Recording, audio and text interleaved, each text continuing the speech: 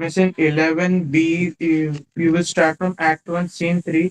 The first two pages were left. First two pages were left, matlab? I don't understand. You tell me the exact line. Miss, page number 30 and page 32, first which, where hast thou been, sister? That means when Macbeth meets the three witches, I have not started from there. No, no, miss. Miss, actually, the day on which we had literature class, we had conducted that story writing competition. So we missed. Acha, okay. Then I'm being a little fast. So all of you go to 36. I will quickly move on till 42. It will be a brush up for those who have completed. Now, first, page 36 first. The witches are standing in a line as you see in the picture, and they greet Macbeth and Banquo also. They say hail, hail, hail, and lesser than Macbeth and greater. So we have already read that to Macbeth they say, you are the already you are hail Thane of Glamis, which he already is. Then they tell him Thane of Cawdor hail, for which Macbeth is astonished because Macbeth doesn't know that Thane of Cawdor has been executed by whom? Who has given orders for Cawdor to be executed? King Duncan. King Duncan. Duncan. Very good. And the most astonishing prediction, prophecy that the third witch makes is that you shall be king hereafter. Now, the whole story boils down and starts from this prediction because Macbeth. She sows the seed of over ambition in the brain of Macbeth. And then in this page 36, now they look at Banquo and they say first which says lesser than Macbeth and greater. That means currently you are in a lesser position than Macbeth, but in the future you will be in a very great position. Children, then not so happy, yet much happier. You are now right now not so happy, but in the future you'll be very, very happy. Thou shalt get kings, thou but though thou be none. You yourself are not the king, but you shall give birth to many kings. Oh.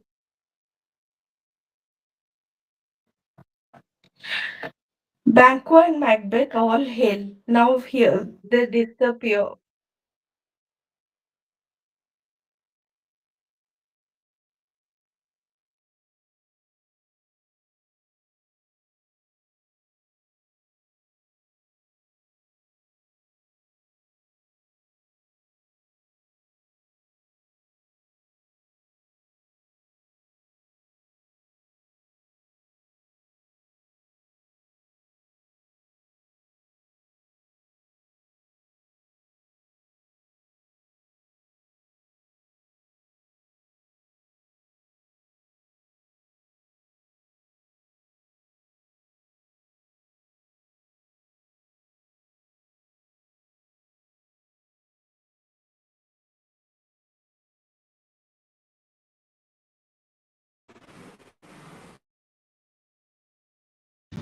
Miss, you are muted. Yes.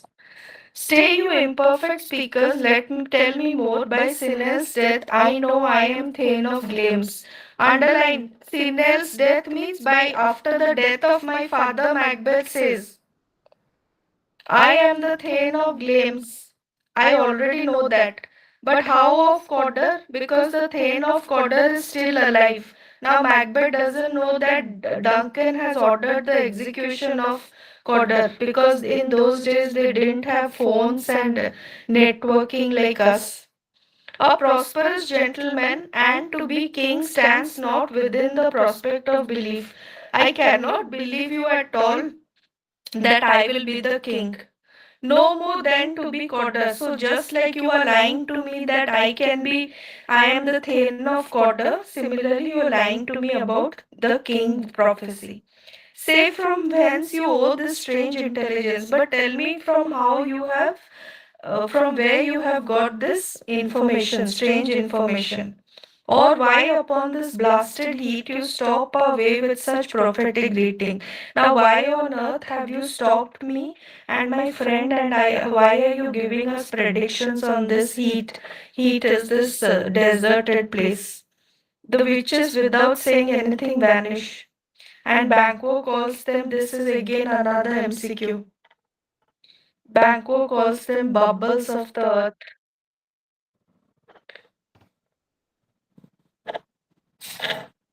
Why bubbles? Because if I ask you, children, should I admit Ayush Kar? Who is Ayush Kar in our batch?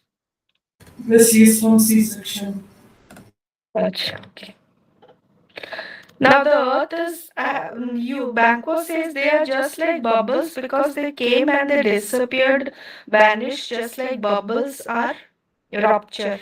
Now into the air they have ruptured and what seemed corporal melted as breath into the wind. Now go to your paraphrase and underline the meaning of this line. It can come as a MCQ. They appear as to be made of flesh and blood, but they have disappeared into air as the breath itself. Please underline. I wish they had stayed longer. Were such things here as we speak about, or have we eaten on the insane route that takes the reason prisoner? Now, Banco says, have we eaten some insane root means some jari booty we have eaten, so we saw these things because they looked so unreal. Your children shall be kings. Now, Macbeth forgets how and what they look like. What goes into his head is new tension because he heard that Banquo's kids will be the kings. But Banquo says, so what? You shall be king. Macbeth says, and Thane of Cawdor too, went it not so? And didn't they say that I am also the Thane of Cawdor? To the self same tune, whose here enter Ross and Angus. So when they are contemplating, Ross and Angus enter. Now Ross and Angus are also two Thanes. The king hath happily received, Macbeth, the news of thy success, and when he reads thy personal venture. Simeon, read this paragraph. Ross, the king hath happily received, Macbeth, the news of thy success, and when he reads thy personal venture in the rebels' fight, his wonders and his praises to contend, which should be thine or his, silence with that, in viewing o'er the rest, o'er the self shame day, he finds thee in the stout Norwegian ranks. Stout. Yes, ma'am. Stout Norwegian ranks. Nothing afeard of what thyself didst make. Strange images of death, as thick as hell, came post with post, and every one did bear thy praises in his kingdom's great defense, and poured them down before him. Now, this long paragraph has many important points. Go to page 39 and underline. Whatever I'm reading, but when I say underline, you'll underline.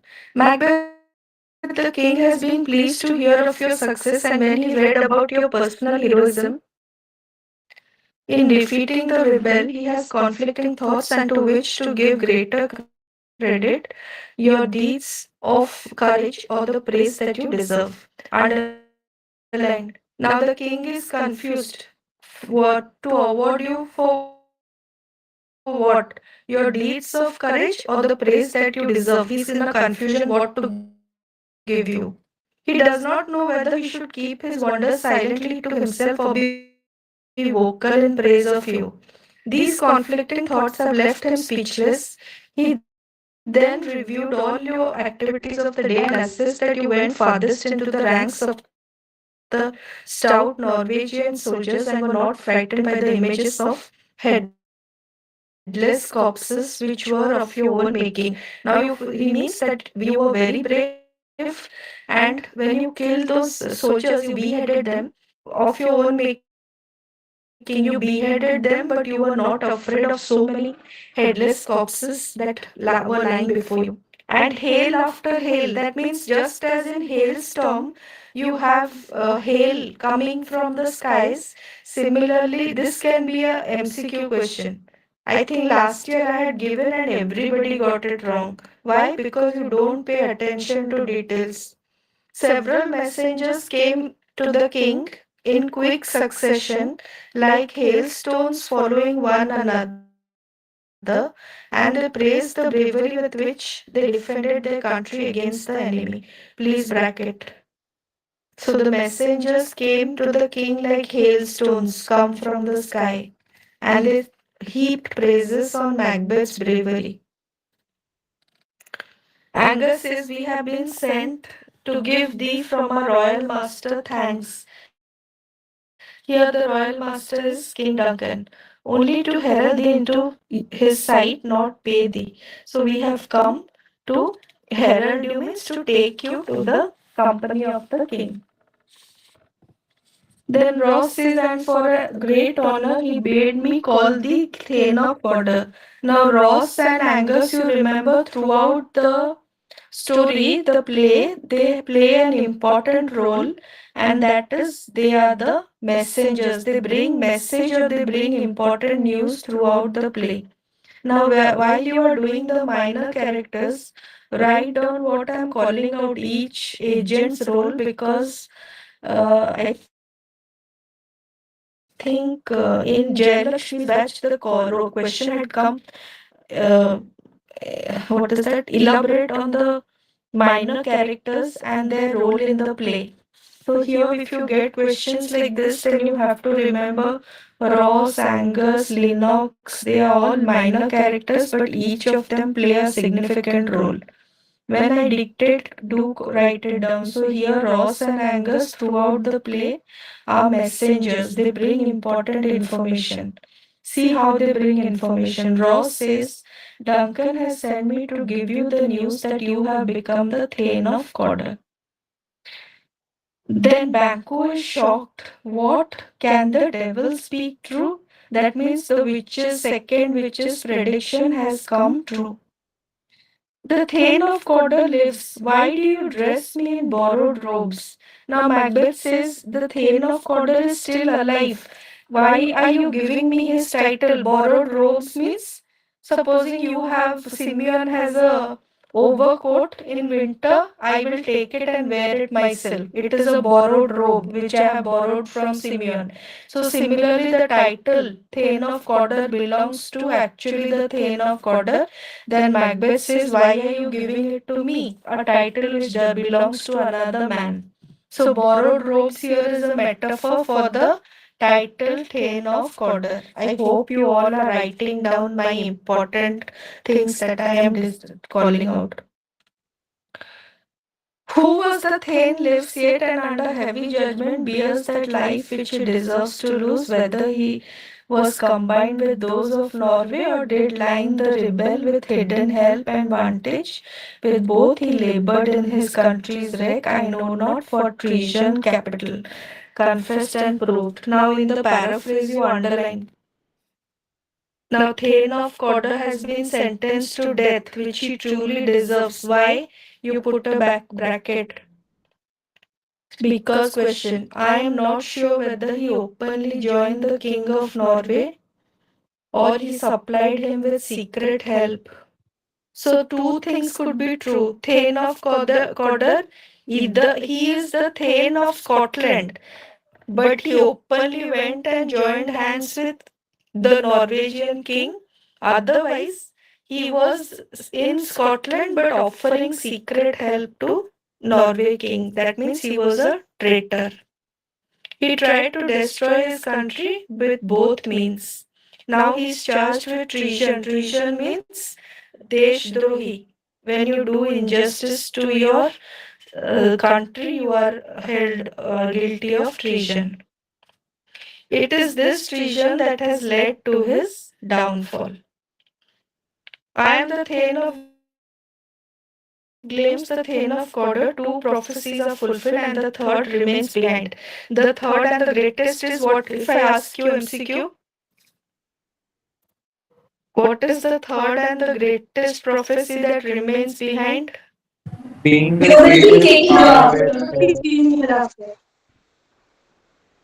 Yes. Yes, being a king is a far away thing.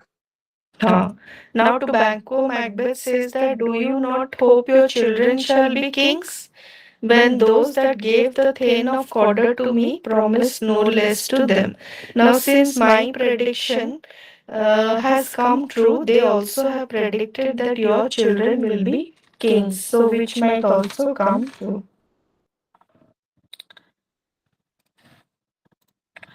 Read, Ashi, read that trusted home. Yes, miss. Banquo, that trusted hope, might, might it enkindle you unto the crown, besides the thane of fodder, but 'tis strange, and oftentimes to win us to our harm, the instruments of darkness tell us truths. Win us with honest trifles to betrays in deepest consequence, cousins, a word I pray you. Now, here, you underline in the paraphrase. Banquo says, these agents of darkness. Did you get it? Page 43. Please put a bracket Yes, there. miss. These agents of darkness means the witches will win our confidence and goad us to commit wrong. That means these agents, these witches will win our confidence and take us in the wrong path, which will be ultimately harmful for us. I tell you again, Banquo's character, if there is someone more reasonable, Macbeth may be more brave, but Banquo's morality stands much higher than Macbeth's, for which Macbeth always you will come to see scene after scene that in the presence of Banquo, Macbeth has suffers from inferiority complex. Now Macbeth. Macbeth, aside, two truths are told, as happy preludes to the swelling Prologue. act, Hmm. prologue, as happy prologues to the swelling act of the imperial theme. I thank you, gentlemen. This supernatural soliciting cannot be ill, cannot be good. If ill, why had it given me earnest of success, commencing in a truth? I am Thane of fodder. If good, why do I yield to that suggestion? Whose horrid image doth unfix my hair, and make my seated heart knock at my ribs against the use of nature? Present fears are less than horrible imaginings. My thought, whose mother yet is but fantastical, shakes so my single state of man that function is smothered in surmise, and nothing is but what is not. Wait. Too many because questions and MCQs here. Go on writing when I'm saying. Two truths are told. Go on making short underlines. Two truths means one is that he is the Thane of Glamis and the Thane of Cawdor. Done. As happy prologues. Happy prologues here means prologue is always a prelude, introduction. If some books or novels you will see first before Yes. after the contents page there will be one page where it will be written prologue. So Excuse prologue me, means miss. yes, Miss, first truth is the thane of he is the thane of Glames and Potter. The second truth was that he is now the Thane of Cawdor. okay, miss. Then happy prologues. So prologue is always introduction. Here two happy introductions already fulfilled to the swelling act. Underline. Swelling means someone grows bigger and bigger, right? So swelling here write down refers to growing ambition of Macbeth becoming the king,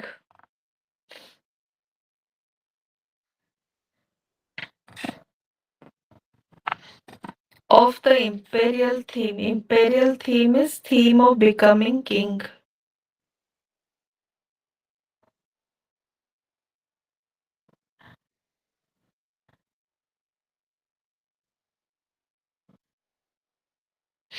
Now, again underline this supernatural soliciting. In the bottom, it's given. This instigation by the witches means this whatever they prophesied.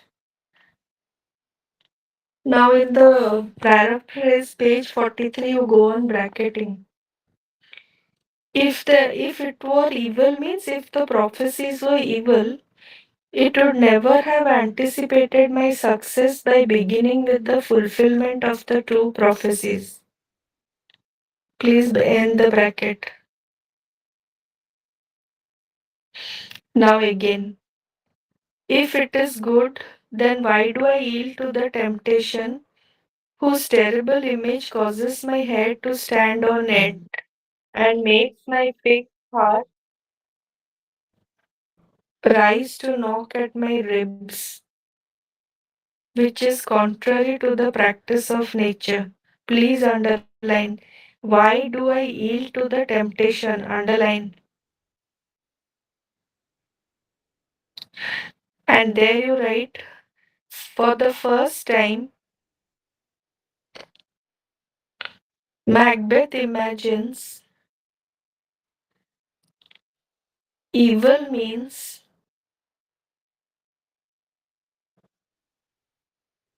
to become the king.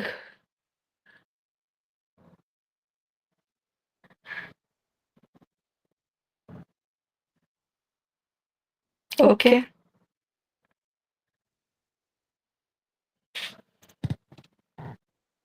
So my temptation means the already the greed has started in his mind that I can, even though Duncan is the king and I am no way related to Duncan, yet I can become the king.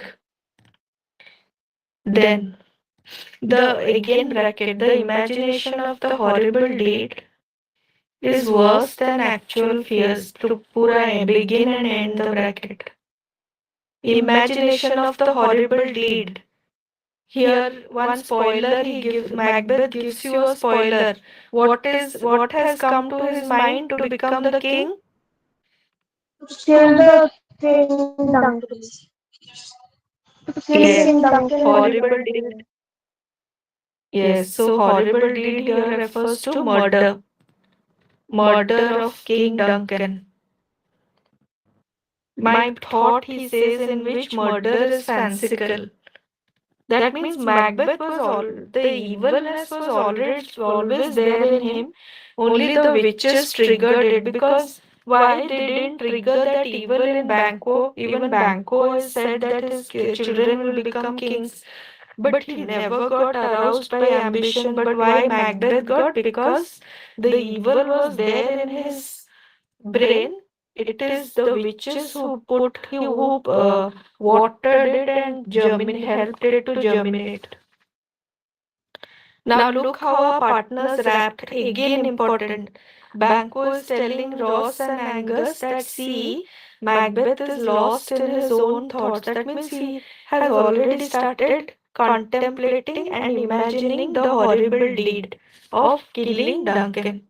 That is the only way he can become the king. Otherwise, how will he become? He is not the rightful heir to the throne.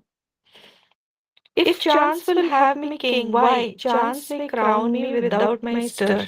Now, if Macbeth says, if faith in destiny it is written that I shall be the king, then I will become the king without any effort because whatever is written in destiny happens.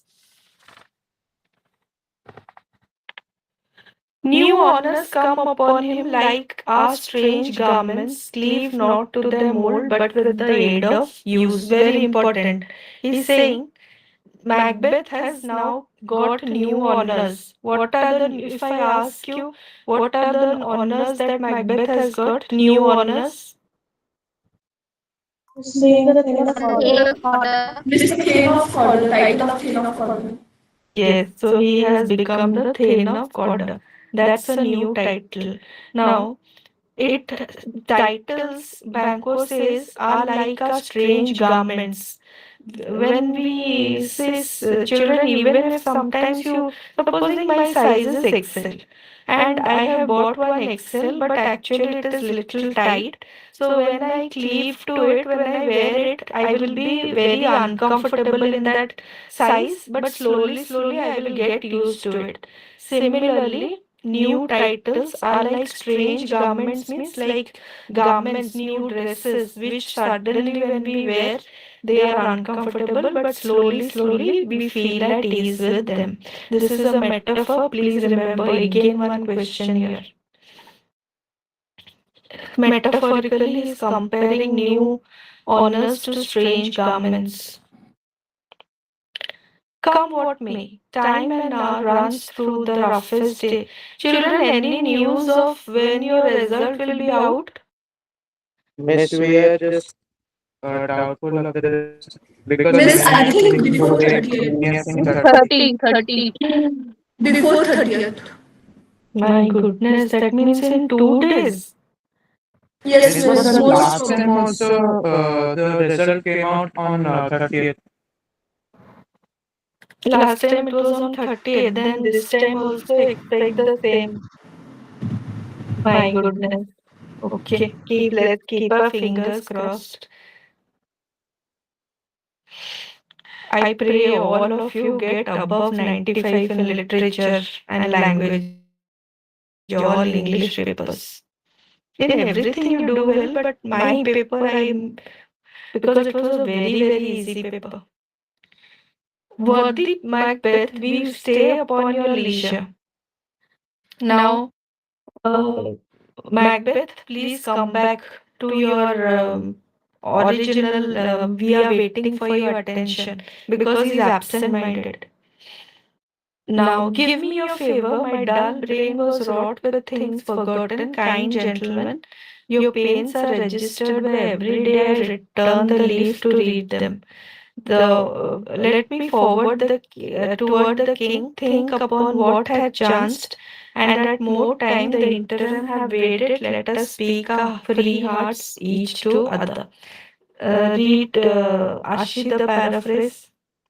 Nothing important, just Yes, read it. Miss. Excuse me. My mind was preoccupied with certain things that happened in the past which I had forgotten.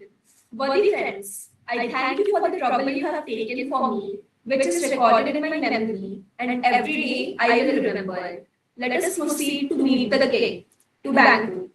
Think about what has happened today, and at leisure, judge the same.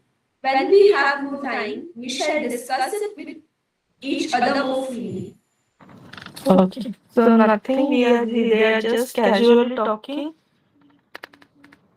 and one sec children.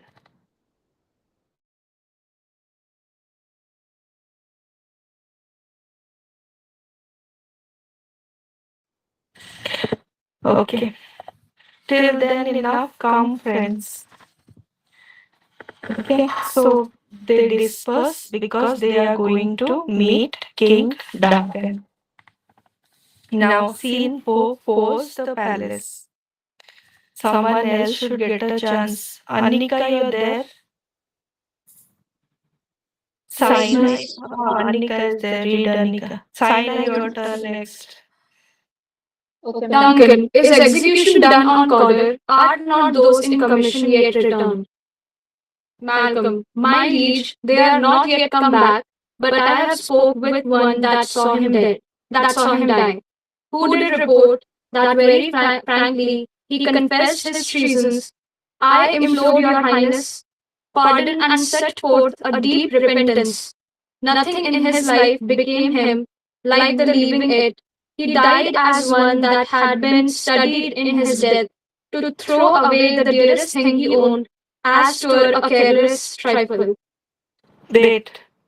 Go on writing the MCQs. This page I have marked and written a number of questions. You will all write them. So, first, is execution done on Codder? Duncan has ordered execution and he says, is it done? Are not those in commission yet returned? That means those people who were commissioned means they were given the duty, who were appointed. When they execute a person, they appoint some specific officials, two, three officials, to take care of the execution because the man will be beheaded, very painful death. So, those who have been commissioned for for killing the execution, have they returned? Now Malcolm says, "My lord, no, they have not yet come back." But here he says, "There you write that whole paragraph, na? There you write, how did Codder die?"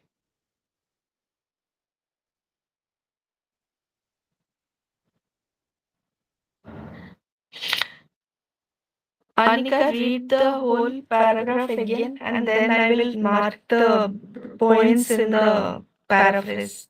Okay, miss. My liege, they are not yet come back, but I have spoke with one that saw him die, who did report that very frankly he confessed his treasons. I implored your highness's pardon, and set forth a deep repentance. Nothing in his life became him like the leaving it. He died as one that had been studied in his death to throw away the dearest thing he owned, as 'twere a careless trifle. Hmm. But now you underline in the paraphrase, page 47. Okay, first point. Before dying, did you get it? Before dying, Codder confessed his faithlessness to the king.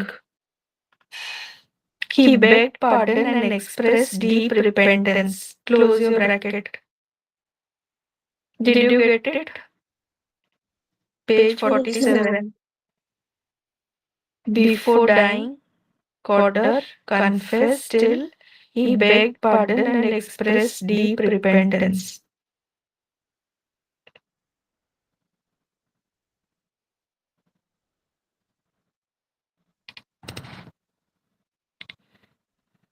Then next point, nothing that he had done in life was so worthy of him as the manner in which he died.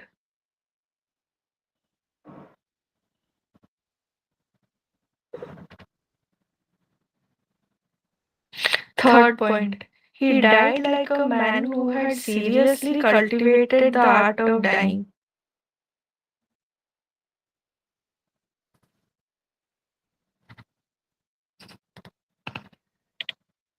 Next point, he gave up his dearest possession, being his life, as if it meant nothing to him. That means while dying, he did not say, "Pardon me" or "Save me, don't kill me," nothing, because he realized his mistake. He shouldn't have become a traitor by abandoning Duncan. Okay, so we got 4 points here. How did Codder die? Now continue, Anika. Duncan, there's no art to find the mind's construction in the face. He was a gentleman on whom I built an absolute trust. Okay, now there's no art. Duncan says there is no technique to find the mind's construction means you cannot read what is going on in someone's mind only by looking at the face. That he refers this to Codder. He was a gentleman on whom I had absolute trust. I trusted him, but I couldn't. This is one default demerit in Duncan's character. You remember, you write down very naive king, very good hearted and naive, NAIVE, and naive king who easily believes people. But his elder son Malcolm, is just the opposite. Enter Macbeth, Banquo, Ross, and Angus.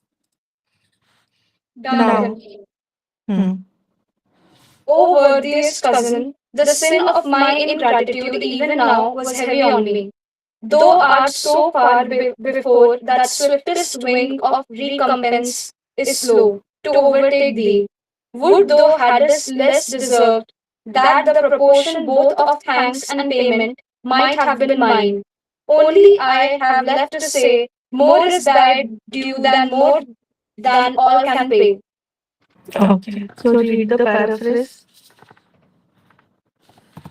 O worthiest cousin, I was feeling now I oppressed. told you beforehand that I told you before that Macbeth, you remember, is the cousin of Duncan. So, oh, worthiest cousin, Duncan addresses him. Continue. I was feeling now oppressed with the sense of guilt of ingratitude. You have so surpassed me in merit that however quickly I act, I will be too slow in rewarding you. I wish your merits were not so great, for then I could better reward and thank you in accordance with your merits. I can only say that you deserve more than I can reward you.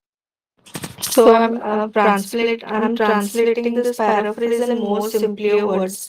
He says that your achievements have been so much that no matter how much, how fast or how much I am able to reward you, it will not be enough. Now, foolish Duncan children, remember this story is a gives us many moral lessons. Even if someone does too helps you to a lot and does a lot of things for you, up only two people in the world you leave out, your father and your mother. Rest, anybody does any big help, don't completely fall in for that person, because except your parents you can trust no one. This moral message is given here. Now, even if Macbeth gave you victory, Duncan is being too foolish here. Why you are the king, why are you so much indebted, showing your gratitude? You are saying, no, if I give you it's not enough, you are this that. No, he did it, it was his duty, he did it. You don't have to thank him so much. This is again one demerit in Duncan's character. And then he says, I have not been able to give you enough. Now, so what will I give you? Because I feel whatever I give you is enough. Already he has been given a thin of glimpse and got the reward, so it is enough. But this foolish Duncan is too innocent. Read, continue. Macbeth. The service and the loyalty I owe in doing it pays itself. Your Highness's part is to receive our duties, and our duties are to your throne and state. Duty. Chil- Children and servants, which do but what they should by doing everything safe toward your love and honor. Okay, your voice is breaking, so Sunny, Simon, continue. Read the paraphrase. Macbeth. Your Majesty, I owe you my services and my loyalty, and in discharging my duty, I feel myself amply rewarded. As a king, you are only required to accept my services. As your loyal subjects, our duty is to obey and serve you as children obey their parents and servants of the And state. sorry. Miss, No, I'm not saying anything. we owe you love and We owe honor, you love. and in ensuring your safety, we are only discharging our duties. Duncan, Okay. welcome. Plainly you understand. Wait. Macbeth says what you think you understand. He's saying, what? Why are you thanking me so much? What I did was only my duty. And just as children repay to their parents, I have repaid to you. Because you remember, children, Duncan is a Buddha. Huh? He's not a young king. He's already grown old. And very soon, he's also planning to hand over his power to his son Malcolm. Hmm. Duncan, welcome hither. I have begun to plant thee, and will labor to make thee full of growing. Noble Banquo, Please underline, children. Put a take there. Put a tick there and go to the paraphrase. That has no less deserved, Now nor must be known. wait. Okay. Now in the paraphrase you and bracket. Duncan says, I will wear you as a plant, mean I will nurture you as a plant and see that you have grown into a tree. Again, one MCQ question or because question. And then to Noble Banco, he says, you also deserve our love. Your deed must be equally acknowledged because you have also saved us. I acknowledge your deeds equally. I embrace you and hold you in my heart.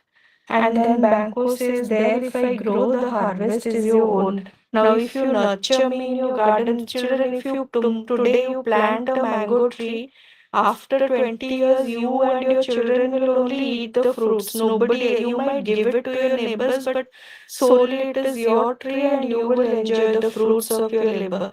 Similarly, Banco says, if you nurture me like your children, like your child, like your plant in your garden, I will definitely be a fruits for you. Please bracket that point. Is this a metaphor? Yes, of course. It is a metaphor. Nurturing a plant is like grooming both of them to become more able generals. Duncan, read. Duncan, my plenteous joys, wanton in fullness, seek to hide themselves in drops of sorrow. Sons, kinsmen, thanes, and you whose places are the nearest, know we will establish our estate upon. Our eldest, Malcolm, whom we name hereafter the Prince of Cumberland, which Please honour must. underline. Please underline. Now, sons, kingsmen, thanes, everybody is present there. And he's telling his noblemen, his lords, all the kingsmen that I have grown old now and I establish my estate means I am announcing that my throne will be given to my eldest son Malcolm, whom I announce as the Prince of Cumberland. So here itself, he is giving away, announcing that I hereafter announce my son, elder son, as the future heir to the throne of Scotland. Okay, which, hon- and yes, read. which honour must not unaccompanied invest him only, but signs of nobleness like stars shall shine on all deservers, from hence to Inverness, and bind us further to you. Yes. So, and along with the prince being announced the king, there will come several honors, that titles which will be given to the respective persons. Obviously, new king, new thanes, new generals, new kingsmen, new lords, everything new. Just like when the government changes, everybody gets a new appointment. Done. Then the rest, I'll finish this part and we'll end the class. The rest is labor which is not used for you. I will be myself the harbinger and make joyful hearing of my wife with your approach. So, as so humbly take my leave. Now Macbeth says, I want to take your leave because I want to.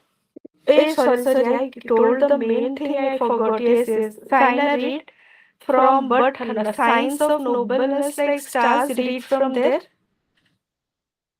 But signs of nobleness like stars shall shine on all deservers, from hence to Inverness, and bind us further to you. Now look at the last foolish decision of Duncan. He feels I am so much indebted to to Macbeth, that he is saying to reward you for that you have done to me. I will go and spend one night as a guest at Inverness. Underline, Inverness is Macbeth's castle. His castle is situated at Inverness. That means imagine the king coming down to someone's house to stay as a guest for one night, which is a huge honor. Imagine Draupadi Murmu calling you and telling that I'm going to spend one night at your house. overnight you'll become a national, international celebrity. Same way, King says, Macbeth, I'm going to spend one night in your house at Inverness. Okay, children, let's stop here. Next class, again, too much suspense and fun will begin when King Duncan visits Macbeth's house, which is his death trap. Chalo, bye. Bye. Thank you, Miss. Bye, thank you, Thank ma'am. you, Miss. Bye. Thank you, Miss.